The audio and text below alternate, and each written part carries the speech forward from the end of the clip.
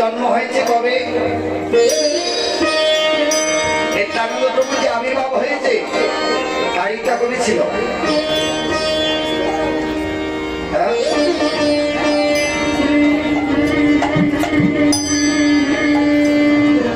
নিত্যানন্দ প্রভু আবির্ভাব কবে ছিল জানা নেই?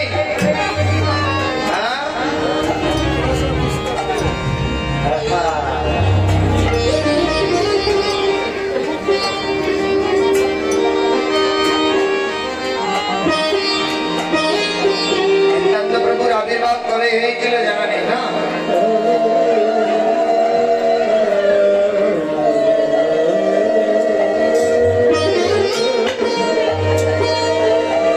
নিত্যানন্দ প্রভুর আবির্ভাব হয়েছিল বলে দেব? এই মাত্র তো বলে গেলাম।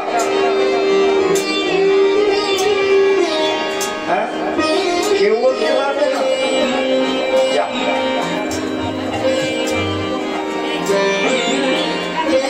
এতজন ভক্ত বসে আছো,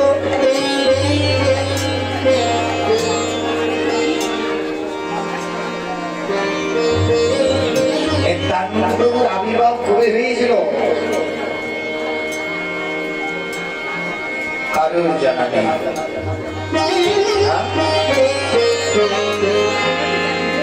নিত্যানন্দ প্রভুর আবির্ভাব হয়েছিল মাঘ মাসের শুক্ল পক্ষে ত্রয়োদশী তিথি।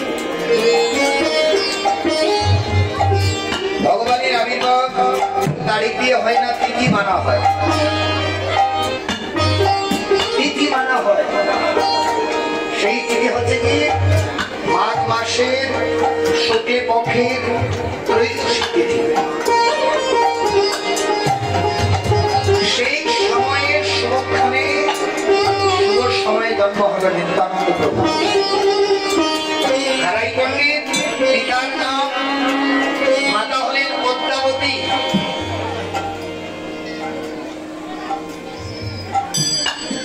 এইদিকে ধীরে ধীরে তাদের সন্তান হারাই পণ্ডিতেরা আনন্দ ধরে না প্রথম সন্তান পুত্র হয়েছে, তাই বলে হারাই পণ্ডিত অতি হর্ষিত আনন্দ নাহি গো ধরে করে টলমল আনন্দ নাহি গো ধরে। জমিদার বাড়িতে পুত্র হয়েছে, আনন্দ আকাশে বাতাসে আনন্দ ছড়িয়ে ধরণী মন্ডল করে টলমল আনন্দ নাহি করে। এইদিকে শান্তিপুরনাথ অদ্বৈতের জন্য তিনি বসে বসে কৃষ্ণের ধ্যান করছেন। তিনি বসে কৃষ্ণের ধ্যান করছে, কিন্তু যতবারই কৃষ্ণের ধ্যান করতে যাচ্ছে ততবারই বলরামের মুখটা ভেসে আসছে। ধ্যান যারা করে জানে যে ধ্যান করবে সে তার দিব্য ছবিটা মনে মনে চিন্তা করে, কিন্তু অদ্বৈত আচার্য যতবার ওই কৃষ্ণের ধ্যান করতে চাইছেন ততবার বলরামের মুখটা ভেসে আসছে।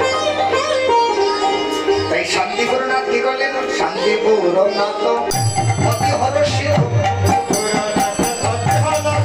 পরে কিছু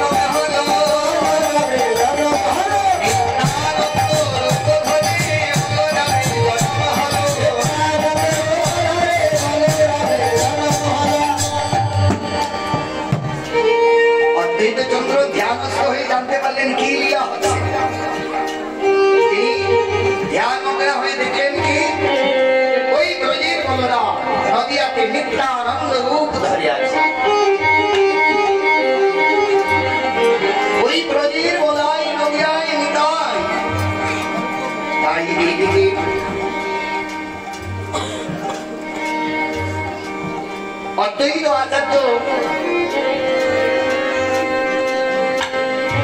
তিনি জানতে পারলেন যে নিত্যানন্দের আবির্ভাব হয়েছে। এইদিকে সারা পৃথিবীতে যত বৈষ্ণবগণ আছে, বৈষ্ণবের রমণ হইল পরশন, বৈষ্ণবের রমণ হইল পরশন, বৈষ্ণবের মন হইল পরশন। আনন্দ নাহি বৈষ্ণবের মন হইল পরশন, বৈষ্ণবের মন হইল পরশন। আনন্দ নাহি ধরে, আনন্দ নাহি ধরে, এদিন পাবন হইবে উদ্ধার, এদিন পাবন হইবে উদ্ধার, এদিন পাবন হইবে উদ্ধার, এদিন পাবন হইবে উদ্ধার। হরে তুমি কৃষ্ণ দাসে, হরে তুমি কৃষ্ণ দাস, হরে তুমি কৃষ্ণ দাসে, হরে তুমি কৃষ্ণ দাসে।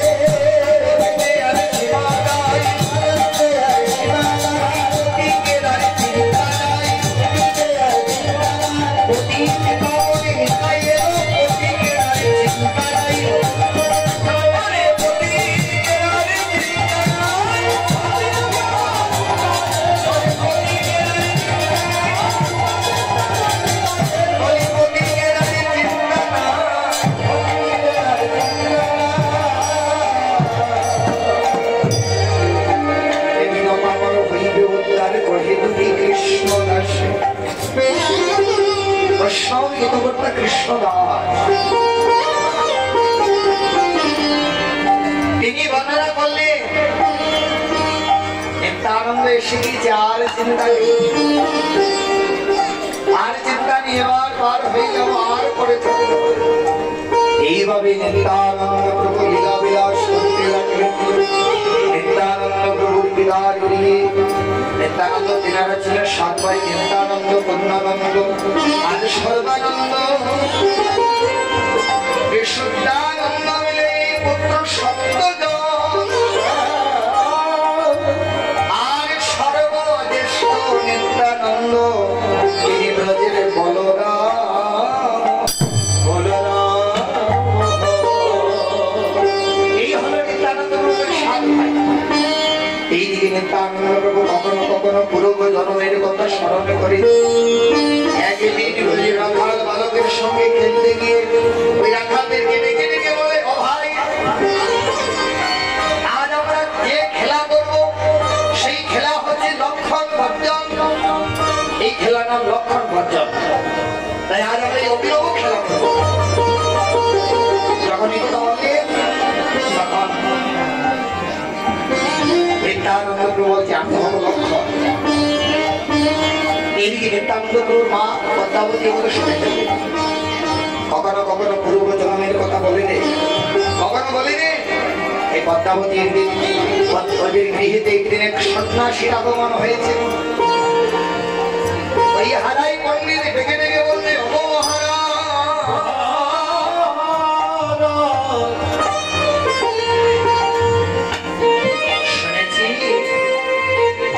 শুনেছি সাধু বদনে যদি হরি কথা শোনা যায়, সাধু কিংবা বৈষ্ণবের বদনে যদি হরি কথা শোনা যায়, গৃহের সকলে আনন্দ করে যায়। তাই অগ মহারাজ,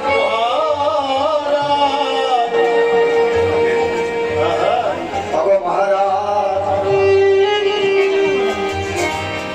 শুনেছি সাধুগুরু বৈষ্ণবের বদনে হরিকথার সঙ্গে গৃহের অমঙ্গল দূরে যায়। এই নিতাই নয় আমার জ্যেষ্ঠ পুত্র। জানি না এই নিতাই কখনো কখনো আলোচনা বেশি কি কি বলে দে। মহারাজ, আমাদের যে বড় বাসন, আপনি কৃপা করে একটু হরিকথা শোনাবেন। মহারাজ বলে, ঠিক আছে, তাই তাই হবে। যখন এই কথা বললে সন্ন্যাসী সমস্ত রাত্রব্যাপী হরিকথা শোনে।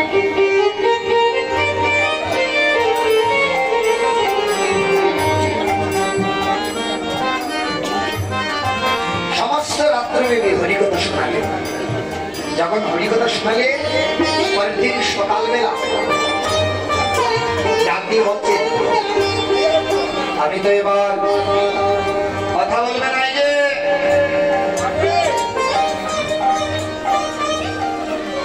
জঞ্জালে বেড়ে নে। সন্ন্যাসী বললেন, এবার তো আমি গৃহ পরিত্যাগ করবো, কারণ আমি তো সন্ন্যাসী, এক জায়গায় বেশিক্ষণ থাকা আমার নিয়ম। তাহলে আমাকে তোমরা বিদায় দাও। বাবা মহারাজ, আপনি খালি হাতে চলে যাবেন না। শুনেছি কারুর বদনে হরিকথা শুনলে কিছু দক্ষিণা প্রদান করতে হয়, নইলে হরিকথার ফল হয় না। এই বলে ওই হারাই পণ্ডিত কি বললেন, নব মহারাজ এই নিন কিছু অর্থ আমি দিয়ে দিই। সন্ন্যাসী মহারাজ বললেন, না, এই অর্থ আমি নেব না, আমি সন্ন্যাস আশ্রমে আছি, এই সন্ন্যাসের সঞ্চয় বর্জন, সন্ন্যাসের সঞ্চয় বর্জন, তাই আমি অর্থ করি নেব না। তাহলে কি নেবেন? এই নাও কিছু সমাধান আমি দিয়ে দিই। না, আমি যে পরম পরমেশ্বরকে লাভ করিতে যাব, এই জাগতিক সোনাদানার মোহগ্রস্ত হয়ে আমি আমার পরমেশ্বরকে ভুলিতে নাই।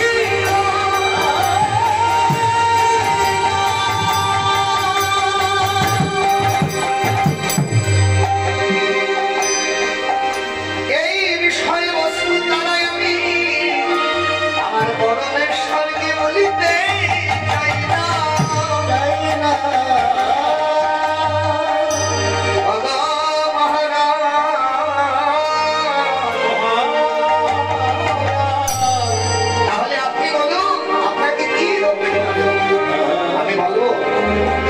সত্য করো, আমি যা চাইব তাই দেবে। হারাই পণ্ডিত সত্য করলেন, আপনি যা চাইবেন আমার সাধ্যের মধ্যে হলে তাই দেব।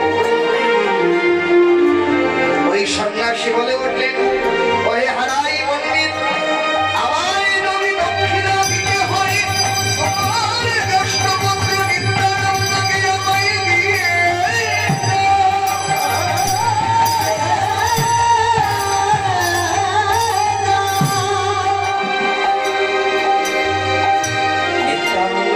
দিয়ে দেবার কথা শুনে পদ্মাবতী বলতে,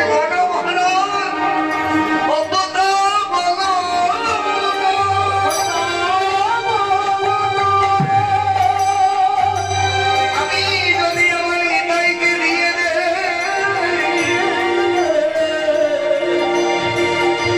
আমি আমার নিতাই বলে আমি কারে বানাবো।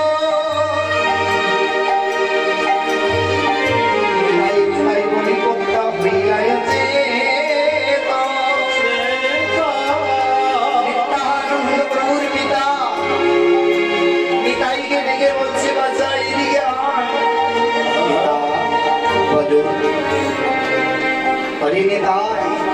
পিতৃ শর্ত পালনের জন্য ভগবান রামচন্দ্র 14 বৎসরের জন্য বলে গিয়েছিল,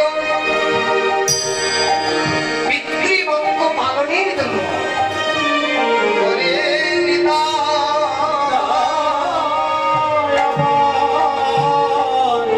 তুই কি পারবি, তুই কি পারবি আমার বাক্য রক্ষা করতে? এই গৃহ শৃঙ্খল পরিত্যাগ করে ওই সন্ন্যাসের হাত ধরে জীবনের মতো সন্ন্যাসে চলে যেতে।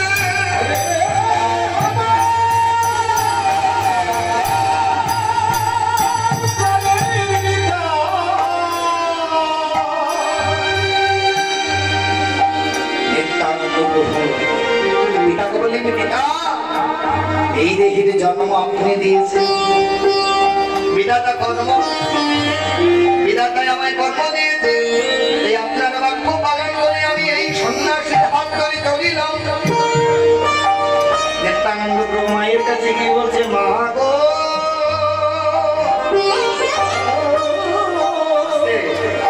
কে বা কাহার পো কে গা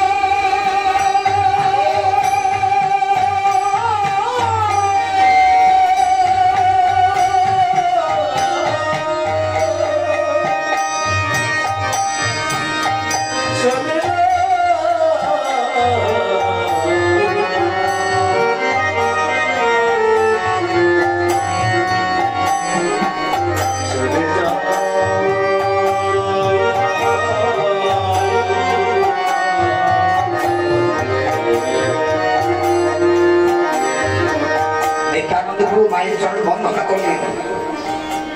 মায়ের চরণ বন্দনা করে আরে কটে করতে যা যা চলে যা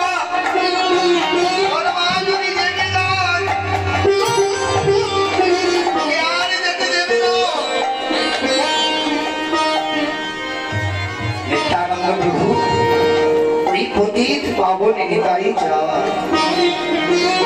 মাতা পিতার চরণ বন্দনা করে এই জনমীর মতো চলে গেল সন্ন্যাসীর হাত। বহুদূর গিয়ে দাঁড়িয়েছে, কোথায়? বহুদূর গিয়ে দাঁড়িয়েছে। যে জায়গাতে দাঁড়িয়েছে নাম হচ্ছে ভান্ডারপুর, বিশেষ একটা তীর্থস্থান। ওই ভান্ডারপুরে গিয়ে দাঁড়িয়ে বলছি সন্ন্যাসী ডাকতে বলছি না বহুদূর তো চলে এলাম, তুমি কথা বলছো না কেন? সন্ন্যাসী আমি তোমার সঙ্গে কথা বলবো না। কেন? তুমি আমার মাকে কাঁদিয়ে আমাকে নিয়ে এসেছো, আমি তোমার সঙ্গে কথা বলবো না।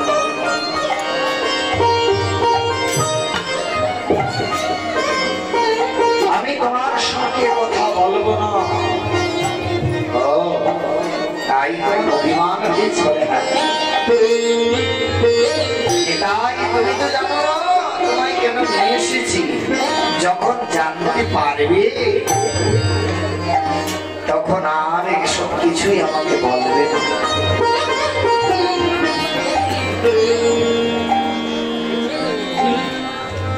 সন্ন্যাসী যাও, এটাই যাও, ওই গঙ্গায় ডুব দিয়ে আসো। গঙ্গায় ডুব দিয়ে আসলে নাম ছিল যখন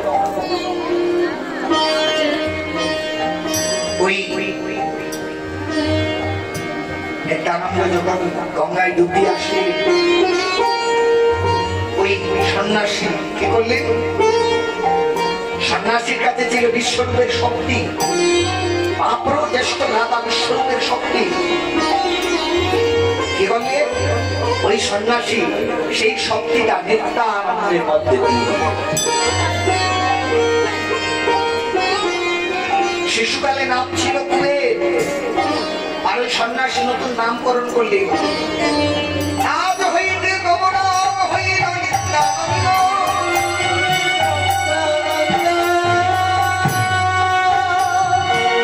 আর তুমি দিবে ঘরে ঘরে যোগাবে আনন্দ।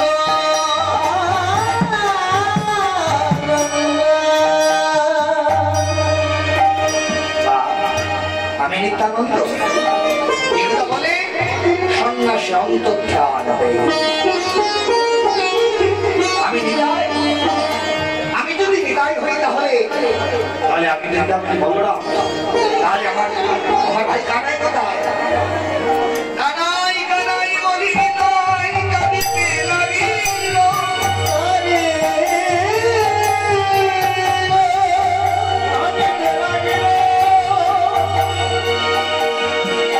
নিতাই যা কানাই কানাই বলি চিৎকার করে কাঁদছে। কেউ একজন ডাক দিয়ে বলে ও নিতাই কাঁদছো কেন? বলে আমি আমার ভাই কানাইকে খুঁজছি। বলে কানাই? কানাই তো এখানে থাকে না। বলে কোথায়? বলে কানাই সেই ধানে থাকে।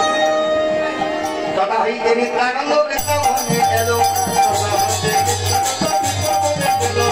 তথা হইতে নিত্যানন্দ বৃন্দাবনে এলো। বহুত কান্দিল,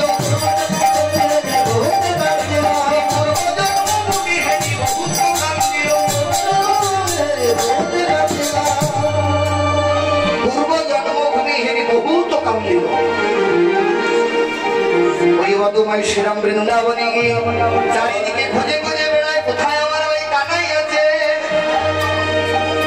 ঠিক এমন সময় স্বর্ণকে এসে দাঁড়াইলে মাধবের মুদ্রুপ করি অবসায় তোমরা জানো যদি আমায় বলে দাও নাই আমার ভাই কানাই কোথায় আছে, কোথায় আছে। তোমরা জানো যদি একবার আমায় বলে দাও ভাই কানাই কোথায় আছে একবার বলে দাও না। মাধবেন্দ্রপুরী ঈশ্বরপুরীকে দেখে বললেন, ঈশ্বরপুরী ওই সন্ন্যাসী এসেছে কানাইয়ের সন্ধানে, তো তুমি নাকি নিমাইকে দীক্ষা দিয়েছ। নিমাইয়ের বর্ণনাটা একটু তার কাছে খুলে বলে। যখন নিমাইয়ের বর্ণনাটা বলতে লাগলো, আচ্ছা তুমি কানাইকে করতে বলে, হ্যাঁ কেন কেন বলে, ও তো আমার ভাই হয়। কোথায় আছে বলে দাও না সন্ন্যাসী, একটু মিনতি করছে। আমার ভাই কানাই কোথায় আছে একবারে বলে দাও না।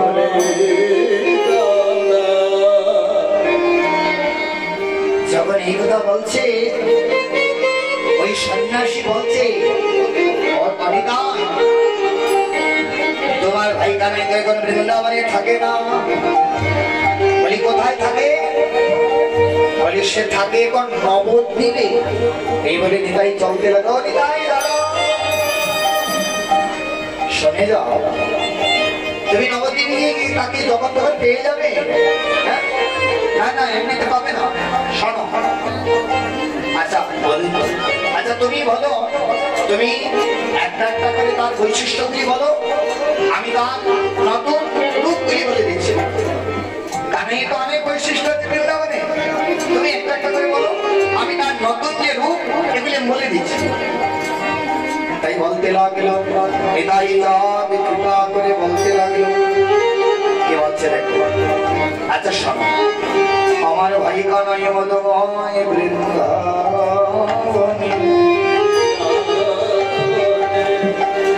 বৃন্দাবনে আমার ভাই কানাই দেখতে ওই কালো মতন ছিল। বৃন্দাবনে তোমার ভাই কানাই কালো ছিল, কিন্তু এই রূপ তো এখন নেই। কি হয়েছে? সে পরিপূর্ণ পাল্টে গেছে, পরিপূর্ণ পাল্টে গেছে, পরিপূর্ণ পাল্টে গেছে। ওই কালো রূপে থেকে দিয়ে পরিপূর্ণ পাল্টে গেছে। আচ্ছা আচ্ছা আচ্ছা, ওই কালো রূপটা তো নেই। বলে না, ভালো হয়েছে সন্ন্যাসী তুমি বলে দিচ্ছ, নইলে তো আমি চিনতেই পারতাম না। ওই কৃষ্ণর বউ গিয়ে দেখো তো, কৃষ্ণকে দেখতে বউকে দেখতে গিয়ে কিরকম? না একরকম না, বলতে ওই আগে যে রূপ ছিল ওগুলো ঢেকে দিয়েছে। বলি তাহলে এখন তার নতুন রূপ?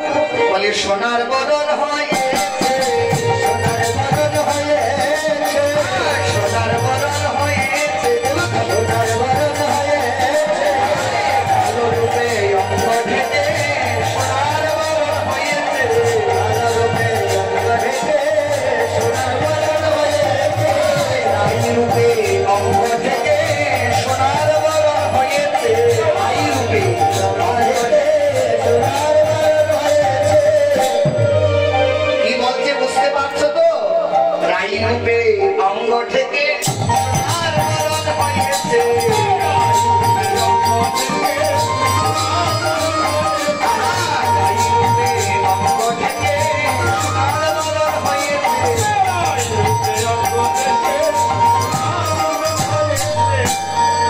আচ্ছা, সে সোনার বদন হয়েছে। আচ্ছা, আর ওই আরেকটা কথা, বৃন্দাবনে আমার ভাই কানাই এমন পড়াশুনো জানতো না, কারণ সারাটা বাল্যকাল তার কেটেছে দুষ্টামি করে। বলতো ওই লেখাপড়া তার তো ভালো জানা নেই। এখনো তেমনি আছে কিনা, এখনো তেমনি আছে কিনা, বৃন্দাবনের ভাই কানাই এখনো তেমনি আছে কিনা, বৃন্দাবনের ভাই কানাই তেমনি আছে কিনা। আরে দাঁড়াও দাঁড়াও, সেন বৃন্দাবনে লেখাপড়া জানতো না, কিন্তু নবদ্বীপে গিয়ে মহাপণ্ডিত হয়েছে।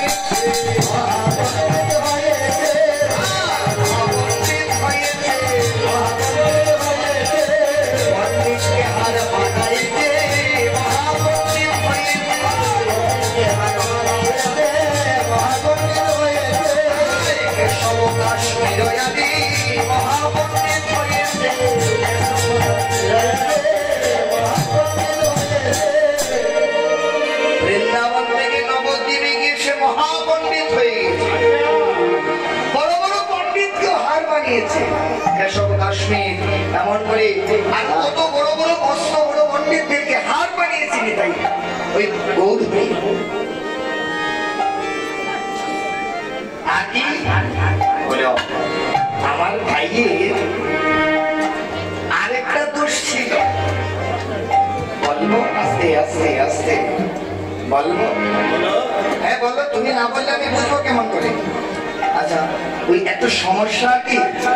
আমি তো বড় ভাই, তো বড় ভাই হয়ে ওই কথাটা কেমন করে বলবো বলো? কারণ আমি বড় হয়ে তো তার দোষটা বলতে পারি না। পদময় বৃন্দাবনের ঘরে ঘরে ওই দোষটা কানাইয়ের ছিল। আচ্ছা, কি দোষ? ও সন্ন্যাসী, তুমি না বললে আমি বুঝবো কেমন করে? বৃন্দাবনে কানাই কি দোষ ছিল? হ্যাঁ, এই দেখো সবাই জানে। আস্তে আস্তে জোরে বলবে না, লোকে শুনবে তো। সন্ন্যাসী বলছে, আচ্ছা তুমি আস্তে করে আমাকে বলো, এখনো চুরি করে কি না? এখনো চুরি করে কি না? বৃন্দাবনে এখনো চুরি করে কি না? লোকে শুনবে, এত জোরে বললে না কি?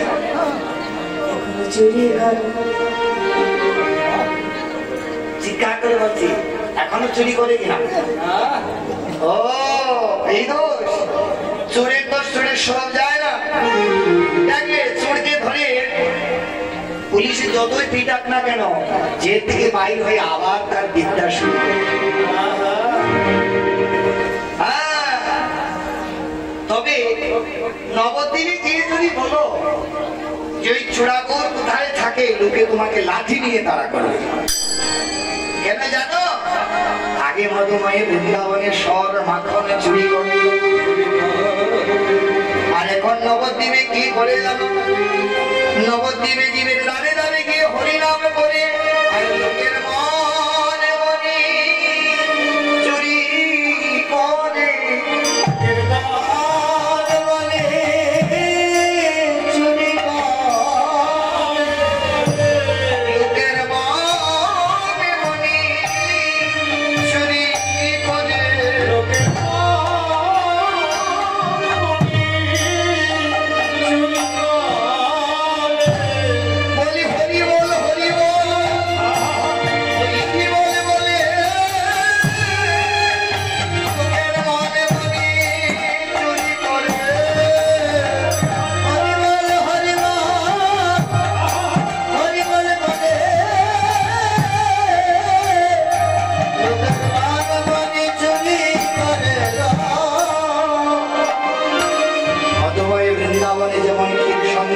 করে।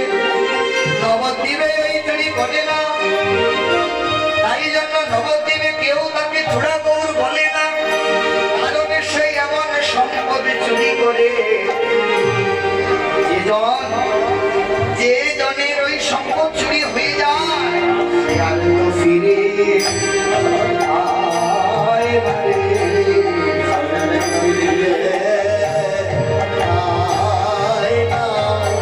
সে তয়ার ফিরে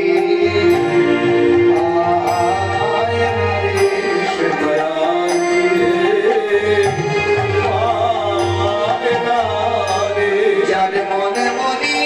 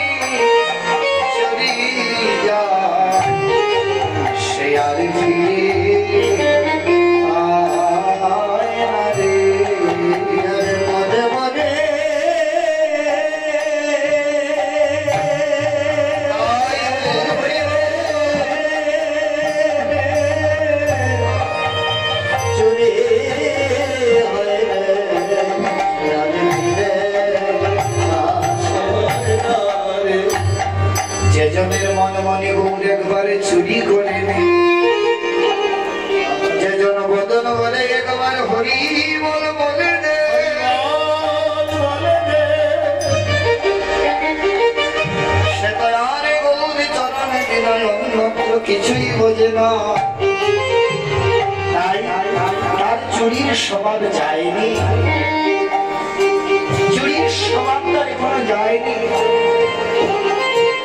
ওই স্বভাবটা তার রয়ে গিয়েছে। তাই নাকি? ঠিক আছে, এই বলে কথা হইতে নিত্যানন্দ কথা হইতে নিত্যানন্দ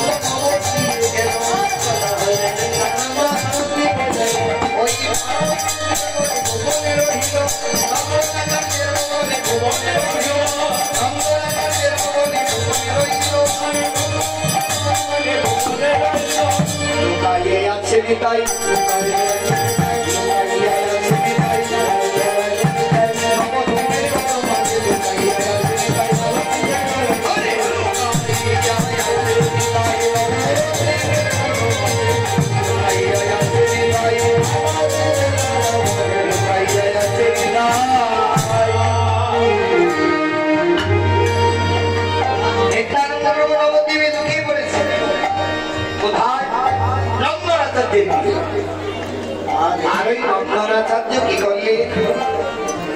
নন্দনাচার্যের ফুলের বাগিচায় নেতাই চাঁদ লুকিয়ে রইল।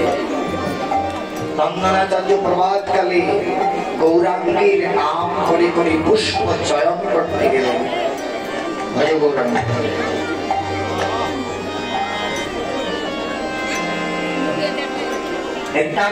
প্রভু ওই নন্দনাচার্যের ভবনে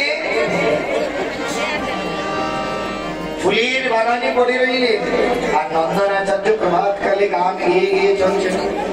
ভজ গৌরাঙ্গ কহ গৌরাঙ্গ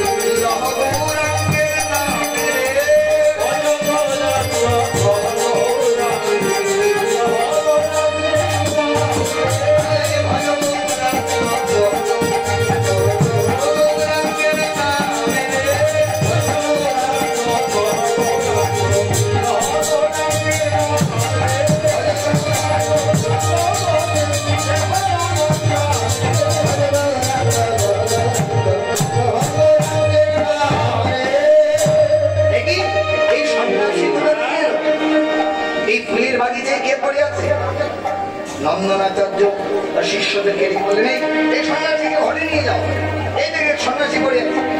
ঘরে নিয়ে গিয়ে সুন্দর ভাবে সেবা যত্ন করলেন। এ তো সন্ন্যাসী, পরনে নীল বস্ত্র, হাতে বাক্য, আর রয়েছে কমণ্ডল, নিত্যানন্দ অবধূত সন্ন্যাসী। সন্ন্যাসী আর অবধূত সন্ন্যাসী দুইটার মধ্যে ব্যবধান আছে। অবধূত সন্ন্যাসী অর্থাৎ কোনো কিছু পাওয়ার লক্ষ্যে তিনি সন্ন্যাস আশ্রম গ্রহণ করেছেন।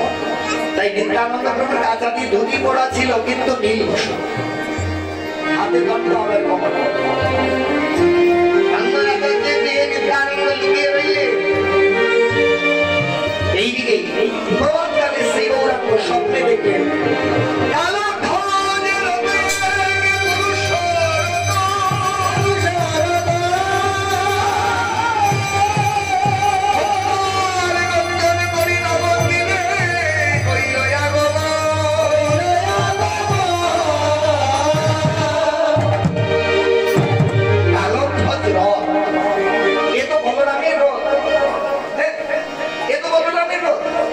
তাহলে কি বলরাম নাই হয়ে এসেছিল?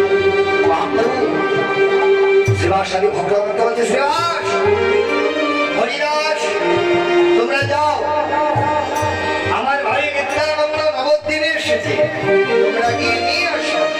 শ্রীবাস হরিদাস শোন অন্বেষণে গেল, শ্রীবাস হরিদাস গেল অন্বেষণে গেল, শ্রীবাস হরিদাস শোন অন্বেষণে গেল,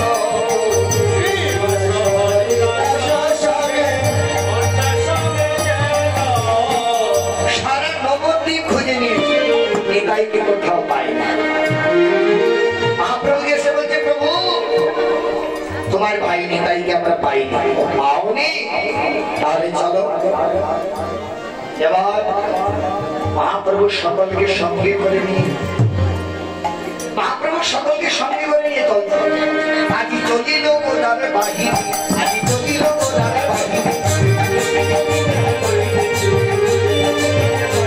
আজি চলিল গোদারে বাহিনী, আজি চলিল গোদারে বাহিনী, চলিল গোদারে বাহিনী, চলিল গোদারে বাহিনী। সঙ্গে সৈন্যগণ ভক্ত জগন্নাথ, সঙ্গে সৈন্যগণ ভক্ত জগন্নাথ, কাপাই সবাই মেদিনী, কাপাই সবাই মেদিনী, আজি চলিল গোদারে বাহিনী, আজি চলিল গোদারে বাহিনী, আজি চলিল গোদারে বাহিনী, চলিল গোদারে বাহিনী। মহাপ্রভু সোজা গেলেন নন্দনাচার্যের ভবনে। শ্রীবাস হরিদাসকে বলছে, ও হরিদাস, এই নন্দনাচার্যের ভবনে তো আমরা আসিনি, এবার যদি পেয়ে যায়। গিয়ে সোজাকে প্রবেশ করেই দেখছে রত্ন সিংহাসনের উপরে নিতাই চাঁদ বসে আছে। শ্রীবাস মহাপ্রভু কে বলছে, অপ্রভু এই সন্ন্যাসীকে এত বিষণ্ণ দেখাচ্ছে। শ্রীবাস তুমি সন্ন্যাসীকে বিষণ্ণ দেখছো? দাঁড়া, ভাগবতের ওই শ্লোকটা পড়ো তো শ্রীবাস। প্রভু কোন শ্লোক? বলি বল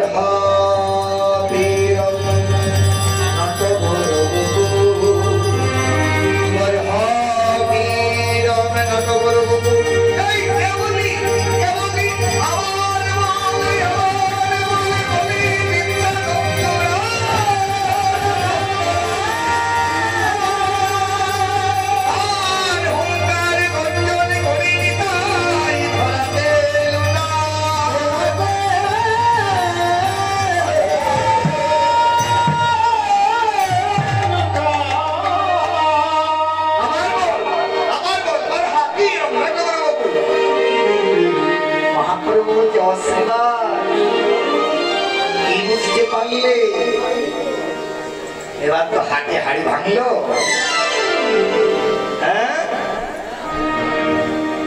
নিত্যানন্দ প্রভুকে মহাপ্রভু বলছে, সন্ন্যাসী তোমার সঙ্গে আমার কিছু কথা, তবে সব কথা তো লোক সম্মুখে বলা যায় না, ওই আড়ালে একটু আমার সঙ্গে চলো।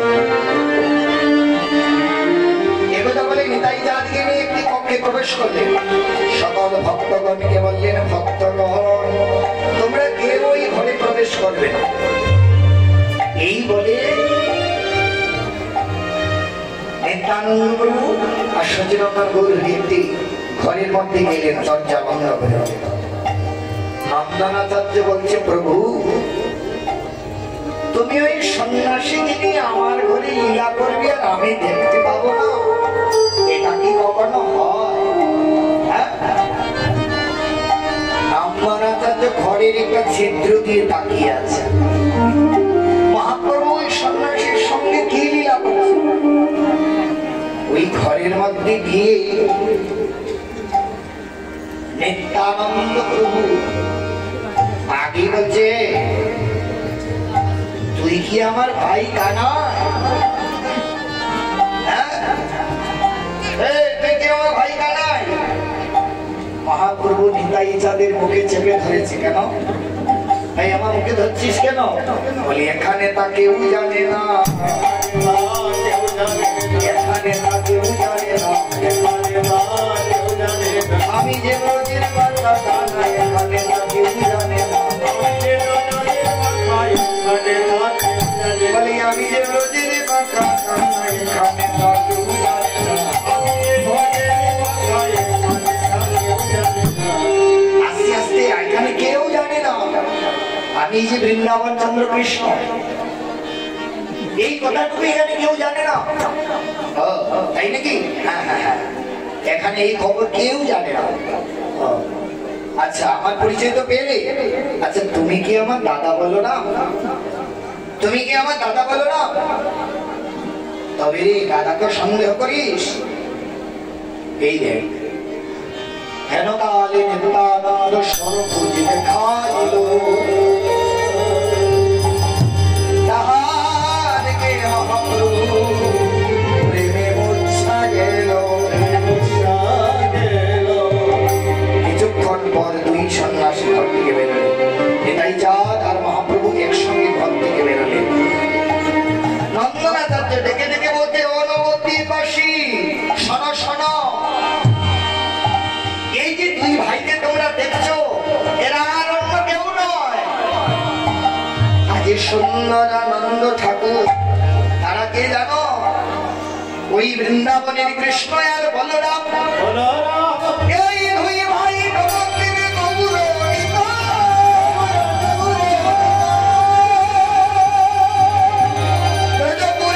দুটি ভাই নদিয়ায় গৌর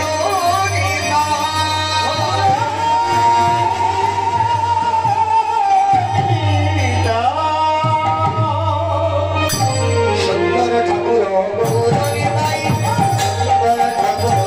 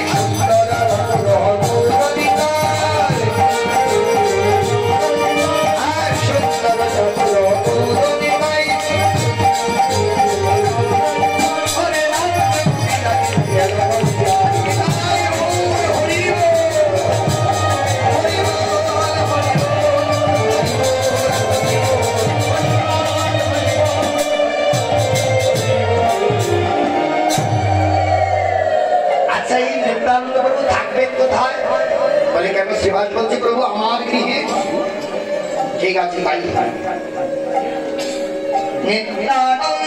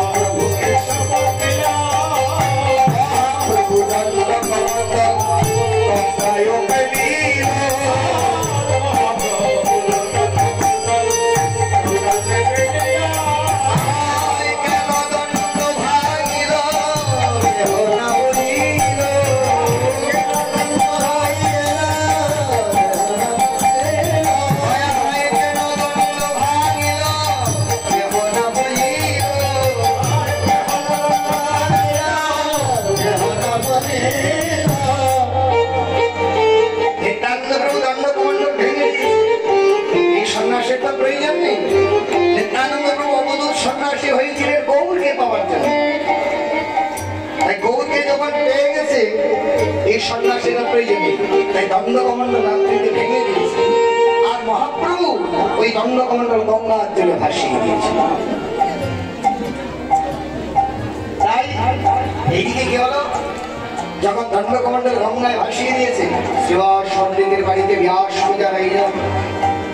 শ্রীবাস পণ্ডিতের বাড়িতে ব্যাস পূজা হবে আগত গুরু পূর্ণিমায়। ওই আষাঢ় মাসে গুরু পূর্ণিমায় শ্রীবাসের বাড়িতে ব্যাস পূজা। শ্রীবাস পণ্ডিত বলছে, প্রভু আমার বাড়িতে পূজার কোনো আয়োজনের ত্রুটি নেই, শুধু একটু পদ্ধতি গ্রন্থটা একটু সংগ্রহ। এই বলে শ্রীবাসের বাড়িতে গুরু পূর্ণিমায় ব্যাস পূজার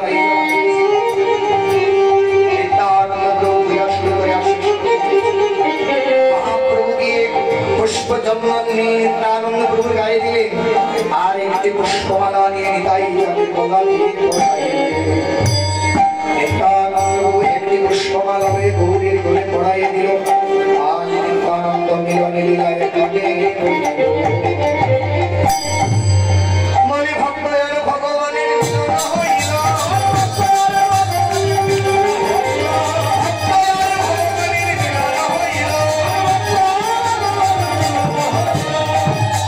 একবার প্রেমানন্দে সবাই মিলে হরি হরি বল, একবার প্রেমানন্দে সবাই মিলে হরি হরি বল,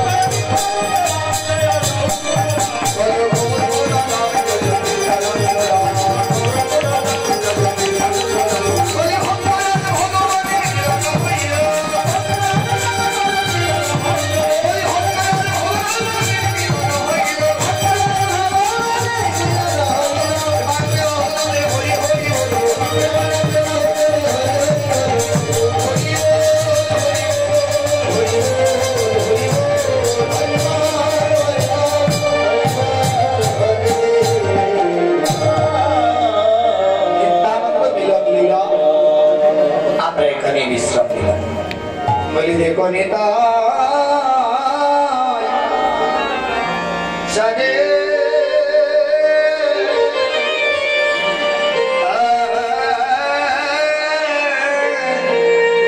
সাদের করুণা